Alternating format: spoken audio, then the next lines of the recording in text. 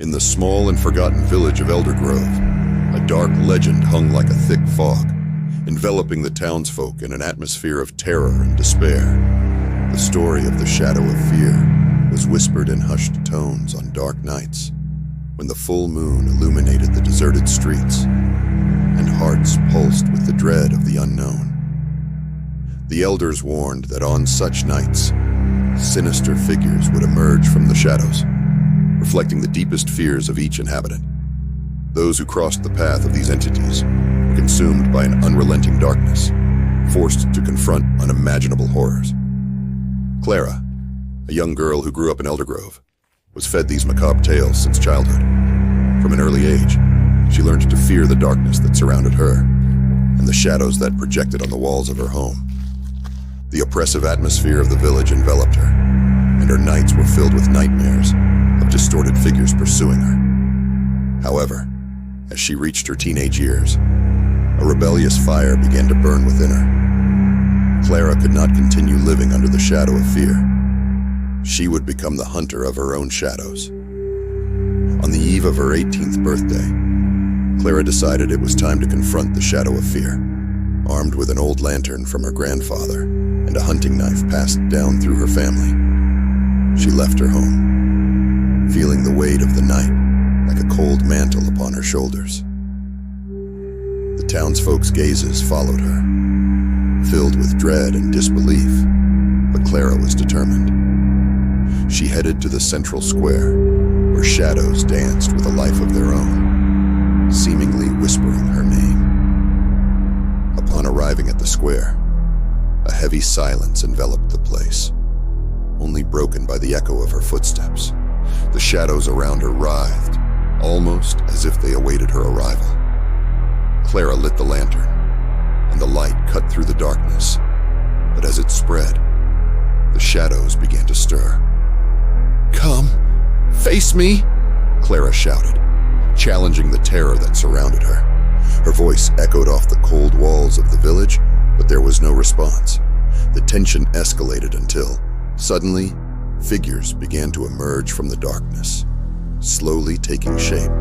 They were the shadows of the villagers, distorted and grotesque, reflecting the deepest fears of each person. The shadow of her mother appeared first, a look of horror etched on her face. "Clara, you shouldn't be here," the figure whispered, its voice a distant and desperate echo. "Go home. You don't know what you're doing." But Clara did not hesitate.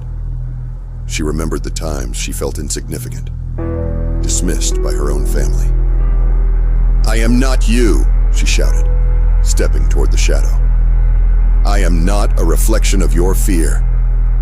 The lantern in her hands shone brightly, and the shadows hesitated, but soon began to writhe again, assuming even more grotesque forms. A gigantic shadow began to take shape in the depths of the darkness, its overwhelming presence eclipsing even the light of the lantern. It was the shadow of fear, a colossal and imposing figure, its features indistinct, but the feeling it emanated was pure terror. Clara felt the penetrating cold of fear sink into her bones. The shadow of fear advanced slowly, like a predator stalking its prey.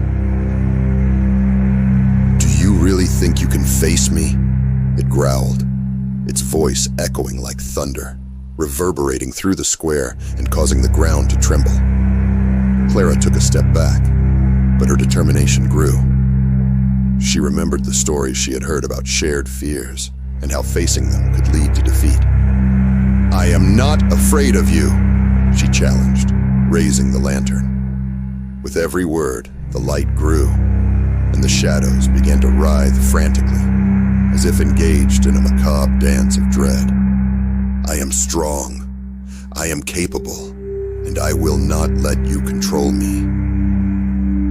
The light of the lantern burned more intensely, transforming the darkness into a blinding glow. With a bold movement, Clara ran toward the shadow of fear, the blade of the knife glinting in the light. The impact of the blade against the darkness made the shadow recoil, and Clara felt a wave of power wash over her. The shadow's scream echoed through the square, a mix of rage and pain as the darkness around her began to disintegrate. "You cannot defeat me!" the shadow screamed, its form starting to dissolve into a nebulous mist. Clara was determined not to let the opportunity slip away. With one last surge, she struck the shadow, causing it to fragment into 1,000 pieces, each representing a fear. The distorted figures that had once surrounded her began to vanish, one by one, as Clara faced the shadow of fear with a brave heart. Finally, the colossal shadow was defeated, its essence dissolving into the air, leaving behind a cold and dark mist that quickly dissipated. Clara, breathless and exhausted, looked around. The square was silent, but now the shadows were just that. Shadows. No longer distorted figures, but simply marks of darkness that no longer held power over her. Clara felt an immense weight being lifted from her shoulders. However, as she returned home, Clara noticed that the atmosphere in the village had changed. The villagers, once apathetic and fearful, now seemed more alive. Doors stood open, and the voices of people could be heard, laughter filling the air. Clara realized that by confronting her shadow of fear, she had not only freed herself, but had also unleashed a wave of courage throughout the community. As the days passed, Clara became a sort of heroine in Eldergrove. The villagers sought her out to share their experiences and fears. Clara organized meetings in the square, where everyone could open up and confront their own demons. She realized that by sharing her stories of overcoming, others felt inspired to do the same. The shadow of fear, which had once loomed over the village, had now become a symbol of strength and resilience.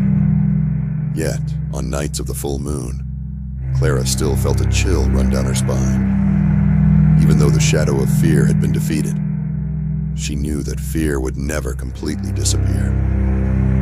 It would adapt, molding itself to the new lives emerging in the village. One night, after a particularly intense meeting, Clara walked home, exhausted but content. As she strolled down the deserted street, the full moon cast a silver light over the village, and the shadows seemed to dance around her. Suddenly, a shiver ran down her spine. Clara felt a familiar but sinister presence lingering in the air. As she looked back, she saw a shadow that was not hers. An indistinct figure, an amalgamation of all her insecurities and fears, was approaching. Panic gripped her heart. "No!"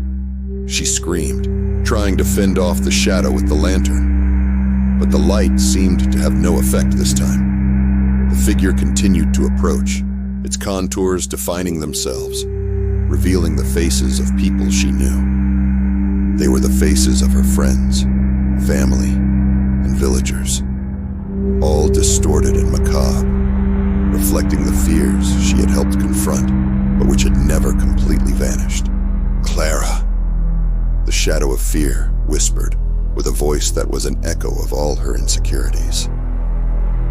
"Did you think you could escape me?" Clara realized, terrified, that she had not defeated the shadow of fear. She had merely lulled it to sleep. The shadow had grown stronger, feeding off the collective fear of the village, gaining power, while the villagers left their fears in the shadows of the night. In a last-ditch effort, Clara tried to run, but the shadows surrounded her, pulling her into the heart of the darkness. She fought back, screaming for help, but no one responded. The voices of the village blended into a chorus of despair, and the shadows dragged her into the abyss, enveloped in a shroud of pure terror. The next day, the village was silent. No one had seen Clara. The square, which once throbbed with life, was now deserted, and the weight of fear returned to settle over Eldergrove. The villagers, sensing the absence of the young woman who once inspired them, felt the grip of despair tighten around their hearts. Clara had confronted her demons, but in the end, it was the shadow of fear that had won.